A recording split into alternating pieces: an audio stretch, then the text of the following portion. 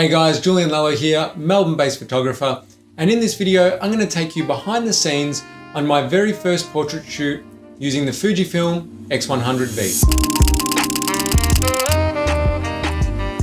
So before we jump straight into the behind the scenes, I just wanted to quickly mention the two film simulations that all the images throughout this video are photographed on. The first of which is the color and the Kodak Gold 200. The second, the black and white images, they are shot on the Kodak T-max P3200. Now, if you hang around to the end of this video, I will be going over some of my initial thoughts on shooting portraits with the X100V, but I'll also share with you guys the recipes for both of those film simulations. So with all that said, hit the like button and enjoy the video.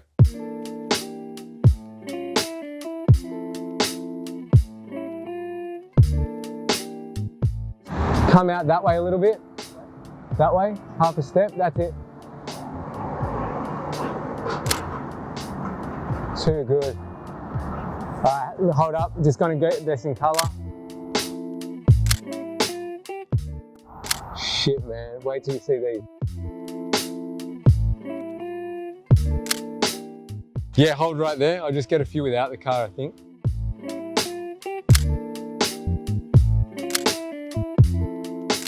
Hand on the top of the windshield.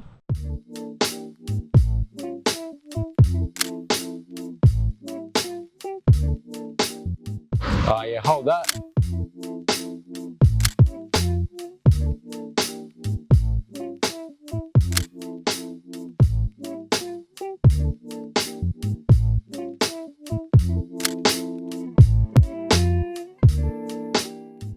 Yeah, cool, hold that.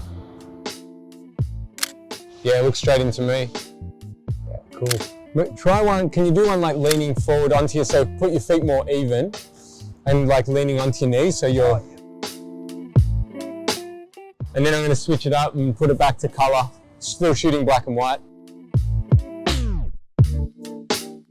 Yeah, cool.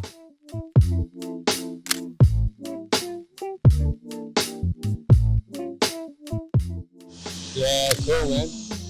Cool. Gonna come in, take some tighter frame ones. Yeah, cool. Cool, just go chin down a little for me. Nice. Actually, try looking that way for me. Yeah, cool. Yeah, nice. Cool. Don't look too far that way because you've got a lot of harsh light on you. Kind of like keep your eye line sort of around that pole there.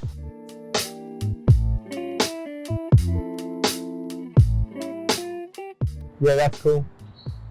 Go head down. Look. Yeah, nice. Sick. Hold. Yeah.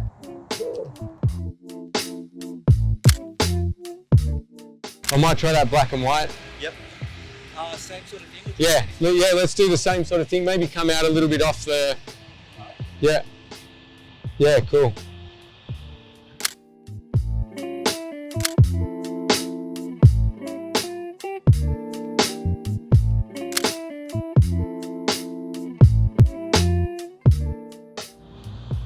Yeah, hold that. That's so sick.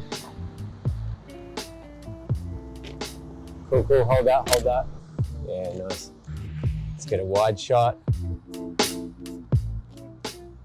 Dude, this spot, what a find.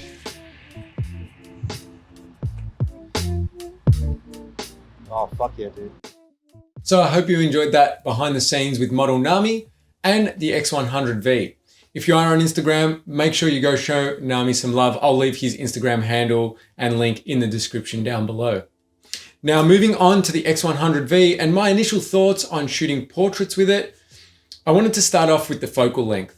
Now if you've watched my last video on the X100V or any of my previous videos, you'll know that when I'm not shooting on my 24-70, the primes that I like to shoot portraits on are an 85 or even 100mm lens. I prefer that little bit more compression. I don't like shooting too wide because for me, it brings a little bit too much distortion into my portraits. So I did have some initial hesitations about buying this camera for portraits because of the 35mm prime. Having said that, after this shoot, I am converted. I found that shooting up close, the tighter portraits, they weren't too distorted. But when I stood back a little bit, the 35 just brought in that little bit more of the environment. Some of my favorite images from this shoot are the ones that I shot in landscape. The 35mm brings in the whole car, a little bit more of the location. It creates a little bit more of a story with your portraits. So shooting 35mm for my portraits is something that I'm a convert to, and I'm really looking forward to doing more of in the future on this camera. In terms of the autofocus, I use the spot or point autofocus, something I generally like to do when testing out any new camera. It's kind of how I started out shooting when I had my 5D4 and before I started moving to more of an eye tracking autofocus that I now use on the R5. I found it relatively fast, not the fastest of any camera I've used.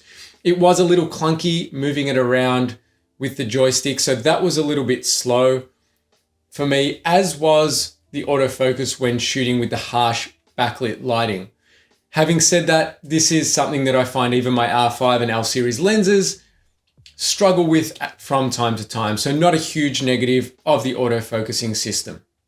I am, however, for my next portrait shoot, going to try out the eye tracking and see how that goes and if it speeds up the process, which I'm sure it will. In terms of the dial setup and camera itself, I did find, albeit that I've only had the camera for 2 weeks and am not completely used to it, I'm still getting my head around it. I did find that the layout of this camera and the dial setup is a little bit closer to shooting analog. It does slow you down quite a bit. Definitely not as slow as shooting film, but I do find that it is a completely different user experience that forces you to slow down. I probably took a lot less shots than I would having shot the same photo shoot on my R5, but the images that I did take were a little bit more thought out and did give me a little bit more time to dial in all my settings. Lastly, the 2 film simulations that I used, the Kodak Gold 200 and the Kodak T-max P3200. In terms of the black and white, the T-max, absolutely loved it. Perfect amount of contrast, beautiful blacks, beautiful whites. I love the amount of grain in it and found that the images are still really sharp. For me, the black and whites are my favorite and are the perfect vibe for this shoot. In terms of the color, the Kodak Gold 200, in terms of the overall image, I really like the tone. I really like the amount of grain. I like the way it just desaturated the red a little bit so that it didn't pop too much or take away too much from the main focal point being Nami. Having said that, I did find the skin tones a little bit hit and miss depending on the lighting of the actual photo.